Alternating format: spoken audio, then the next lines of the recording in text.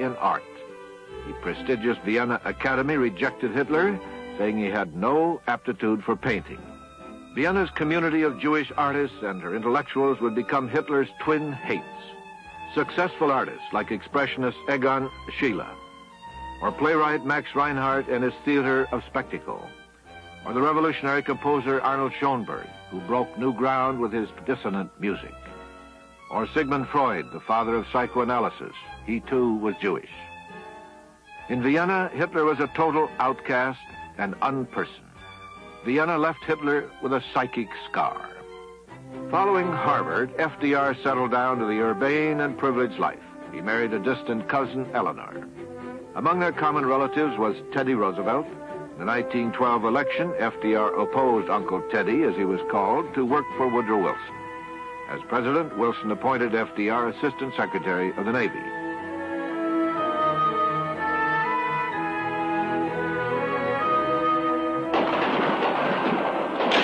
The First World War left twice-decorated, temporarily blinded Corporal Hitler dedicated to avenge what he considered the betrayal of the German army. The 1921 polio epidemic left FDR a cripple for life. His suffering seemed to strengthen his character.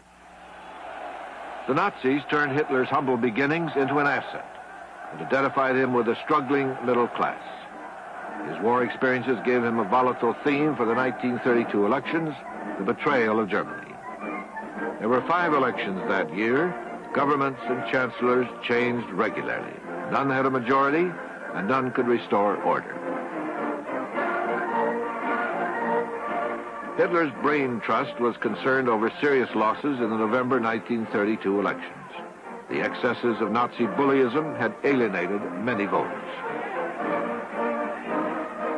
The chaos that Hitler created in the streets would pay off behind the scenes in the power politics of Germany. Through bluff, intrigue, and agitation, Hitler forced Chancellor von Papen to resign. Von Papen struck a deal that would make Hitler Chancellor and von Papen Vice Chancellor in a coalition government. On January 30th, 1933, Hitler became Chancellor of Germany. But he still did not control the Reichstag, Germany's parliament. Then, on February 27, 1933, the Reichstag burst into flames. In less than 1 hour, the inside of the building was gutted. Chancellor Hitler rushed to the scene with Goebbels. Goering, who headed the police, blamed the fire on the communists. In a showcase kangaroo trial, a half-witted Dutchman, Marinus van der Lubbe, confessed that he alone had set the fire and admitted that he was a communist. The Nazis forced President Hindenburg to sign an emergency decree against communist acts of violence endangering the state. It suspended all civil liberties and gave Hitler unlimited police power.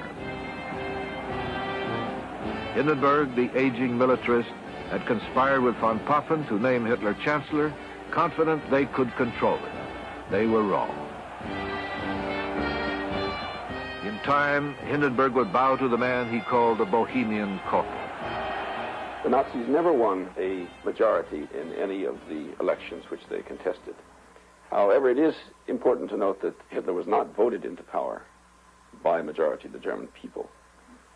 In fact, the last free election prior to his appointment as German Chancellor marked the greatest losses suffered by the Nazis. In November of 1932, in the last election before Hitler's appointment as Chancellor, the Nazis lost more than 2 million votes and had their delegation in the National Parliament severely reduced.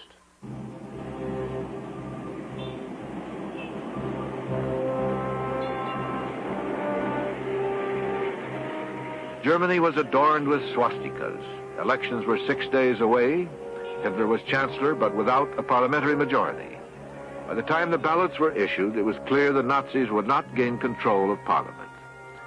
Hitler ran unopposed for Chancellor, but open voting took place for seats in the Reichstag. The Nazis mustered 288 seats. They failed again to win a majority.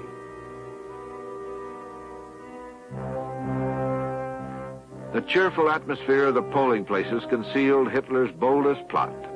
He used his emergency police powers to arrest all communist delegates.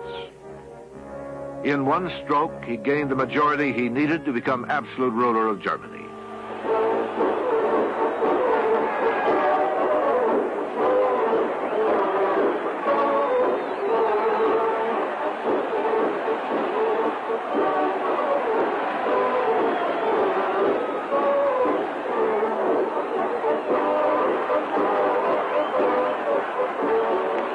Let me assert my firm belief that the only thing we have to fear is fear itself.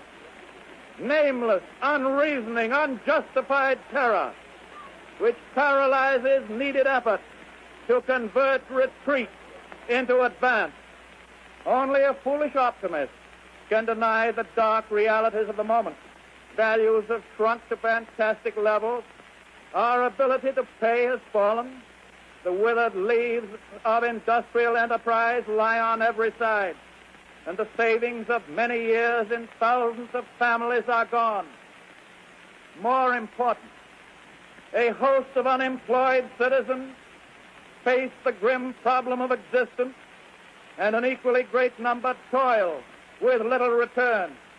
I shall ask the Congress for broad executive power to wage a war against the emergency as great as the power that would be given to me if we were in fact invaded by a foreign foe. This nation is asking for action, and action now. The next day, the New Deal was underway. A cripple no man could cure was busy curing this crippled country. He improvised, he blundered, he failed often, he flattered and cajoled and threatened, he finessed the deck at times and misled, but he never showed outward signs of bitterness or defeat or hatreds. He kept at it and at it and at it. If a half man could do that, most of the rest of the people felt they could do no less. And Roosevelt reassembled America's energies and sense of purpose. Franklin Delano Roosevelt became a symbol of hope, and the American people responded in typically American ways.